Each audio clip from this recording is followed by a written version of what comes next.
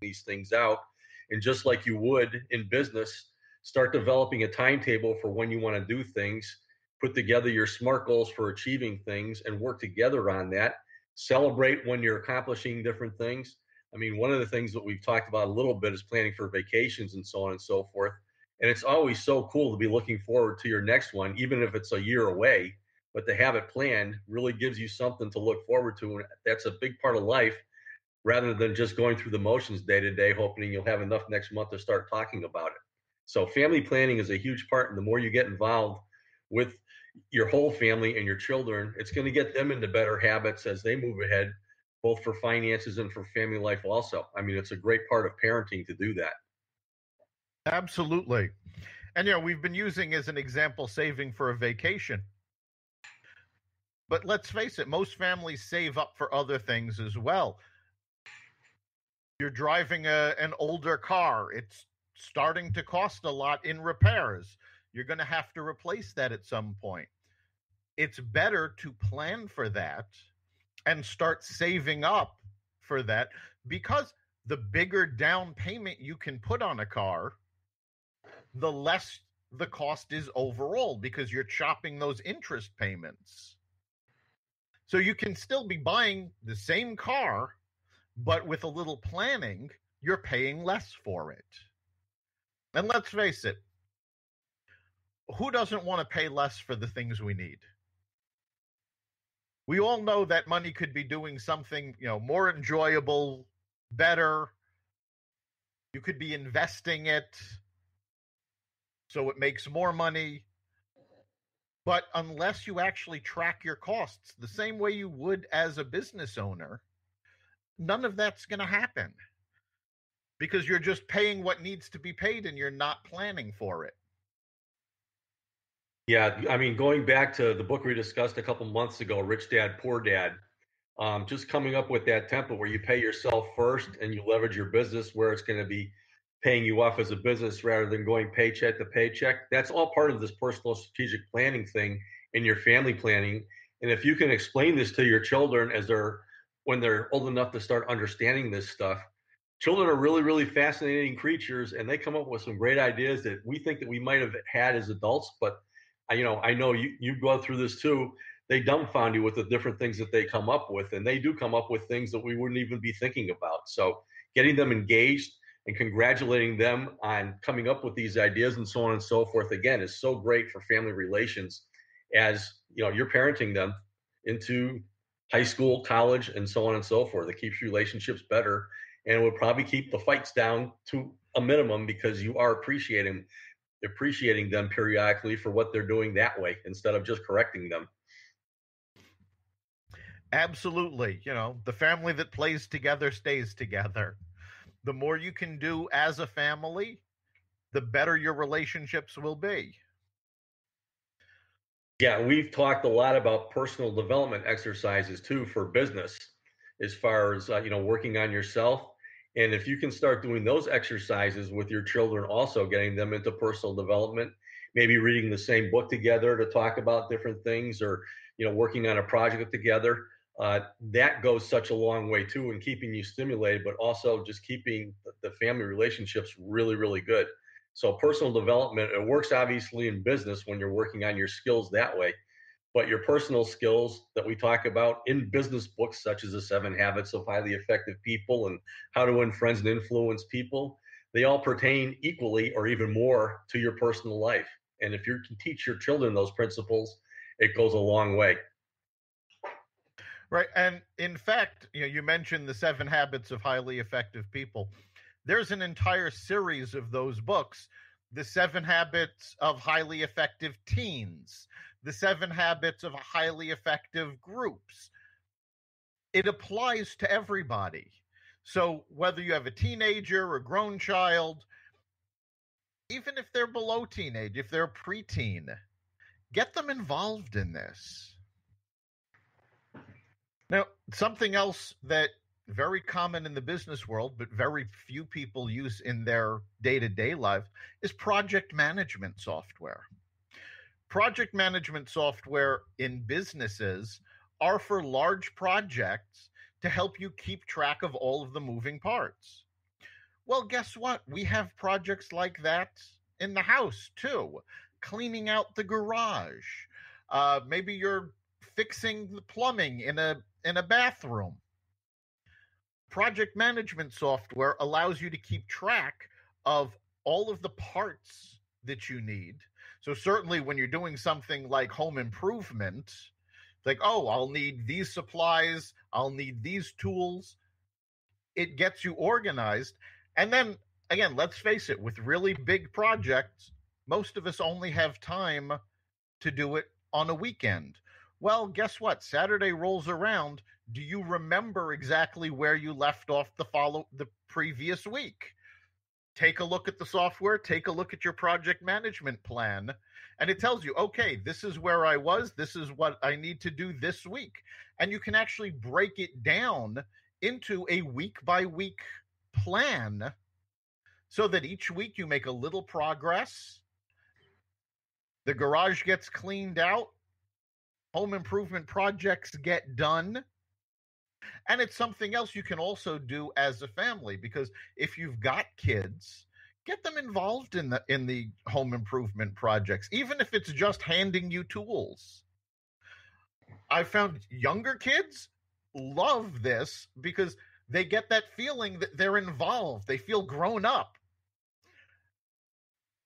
So by using project management tools, you can take those home projects, those things you keep meaning to do and don't quite get to, or as so many people have a honey-do list.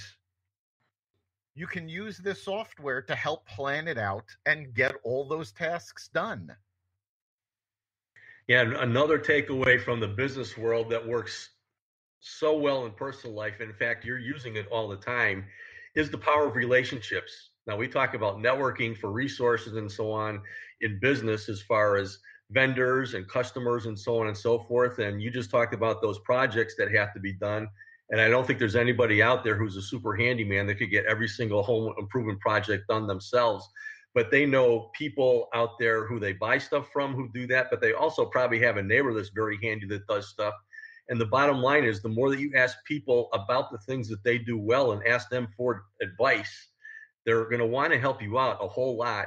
And number two, it's going to make them feel really, really good about the relationships that you have with each other. So just like in the business world, if you are complimenting your employees and sharing each other's strengths and working on that, if you do that in your personal life with the people in your life, your friends and your family and so on, and identify those people as resources and are working together that way, it makes life a whole lot easier and a whole lot more fulfilling for everybody involved. It's just human nature. All right. And you actually see this more and more on Facebook, where people are leveraging their personal networks for recommendations. I'm looking for a plumber that serves my area. Does anybody have a suggestion for a restaurant? I'm taking my wife out for date night. Having a personal network that you can reach out to for recommendations is very powerful, because none of us knows everything or everybody who's around us. So by using those personal networks, you can find more opportunities, more things to do than you can on your own. You can find the handyman you need. You can find that great place to hold your kid's birthday party. You can find a great restaurant to take your spouse to for date night. All of these things, we don't think of them in the same way we do business tasks, but the process is really the same. So why not take advantage of the same ideas? Yeah, it comes down to human nature. The bottom line is, whether it's in business or in personal life, everybody likes to be validated. If you have an idea and somebody else says, yeah, that's a great idea, or yeah, this is what I like to do if you want to go out to dinner and so on and so forth, and you get recommendations, the world revolves around that. And people love helping people out when asked about that. And yeah, the Facebook is a great example of what's going on, because you do see that all the time. But people love getting recommendations from other people to be validated, whether it's you're buying a car or a television or a cable service. If you talk to other people about that, You're going to feel good if you feel like you're on the right track and so on and so forth. And if they correct you, they're helping you out that way too. So relationships, they're universal and it transcends business and life. Relationships are relationships and everybody needs them. So you just leverage them and have a ball doing so. That's what life is all about. Absolutely. Talk about what's going on with your personal network. You'll be amazed at how many people are doing the same things that you've done.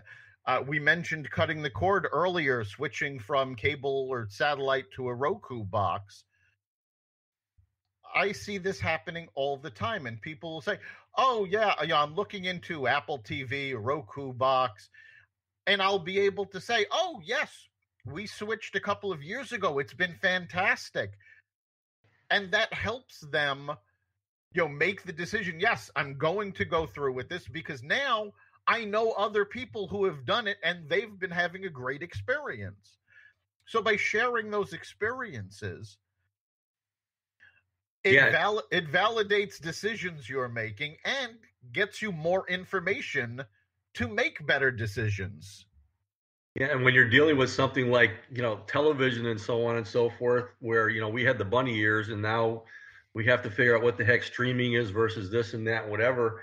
When we were looking to switch from DirecTV, I talked to my son's friend, a millennial, who was really, really good at all this kind of stuff and got all of his input about Roku and streaming and how to do this and how to do that. And it was amazing because it's something that I'd heard about for the last couple of years, the Amazon Sticks and all that other kind of stuff.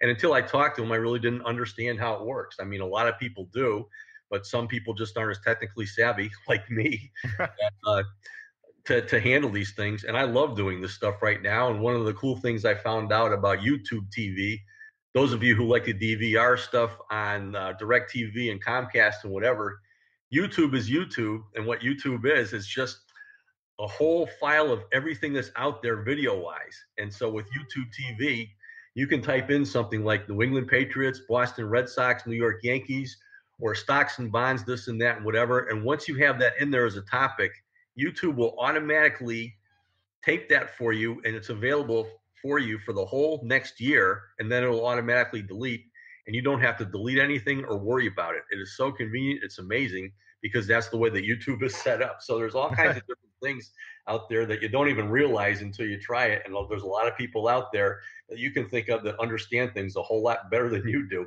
to ask. Absolutely.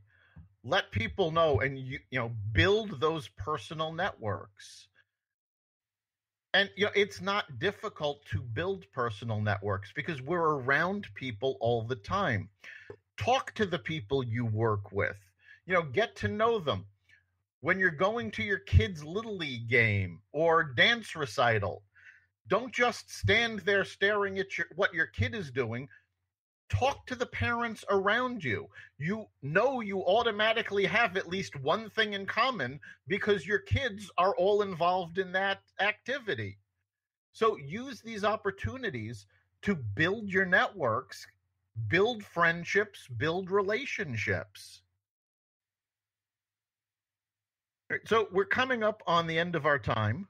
So Chip, what do you think is the big takeaway that people should have this week? Well, to me, it gets back to the personal strategic planning. I mean, strategic planning is a part of business. It should be a part of your life for every different facet of your life. So you're looking at your finances, activities, projects, and so on and so forth. The more you have them organized, the better off you're going to be.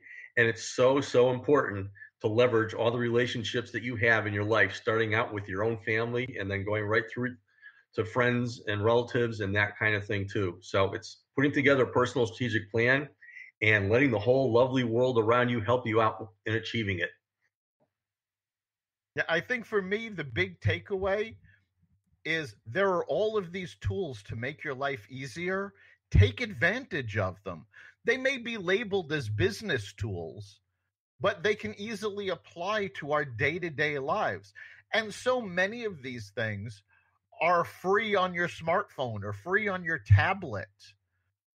Why not take advantage of these tools to make your life easier? Because let's face it, the less time you have to spend worrying about your finances, remembering what what chores you have to do. If you can use tools to make all of that run easier,